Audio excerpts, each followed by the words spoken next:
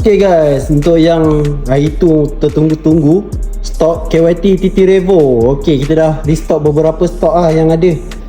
Okay, first kita dah restock color gloss black KYT TT Revo gloss black. Untuk model ni kita ada size ML, XL ada sebiji je, M dengan L ada banyak lah. Ni belum siap pasang spoiler tau. Memang cantik kan TT Revo, design dia garang gila. Okay, kedua kita dah restock yang color matte nya.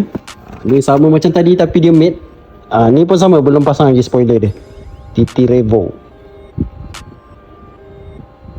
Okay, untuk color matte ni dia datang size M dengan L sahaja.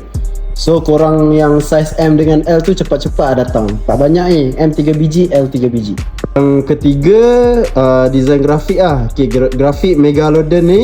Yang ni size ada 2 je, M dengan XL. So size tak banyak ni. Ni design ni memang garang gila lah.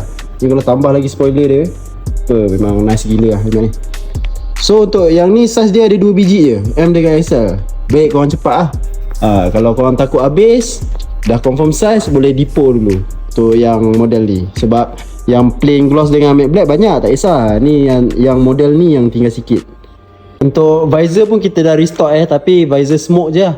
Tapi kita ada 2 jenis, satu yang dark smoke dan satu lagi medium smoke. Kalau korang nak guna siang malam, boleh guna yang medium smoke Untuk dark smoke dia agak gelap juga, tapi untuk waktu yang panas, waktu panas macam ni memang sesuai. Okay, untuk korang yang dah ada KYT TT Revo ni tapi masih lagi tak ada visor, sebab hari tu kita putus stok visor, so korang boleh dapatkan visor dark smoke atau medium smoke. Kalau nak guna siang malam, kita ambil yang medium smoke. So korang kalau nak dapatkan TT Revo ni, boleh roja kita. Paling senang sekali, boleh wasabi je. Nak tahu size ke design ke, boleh roja lah. Alright, ciao.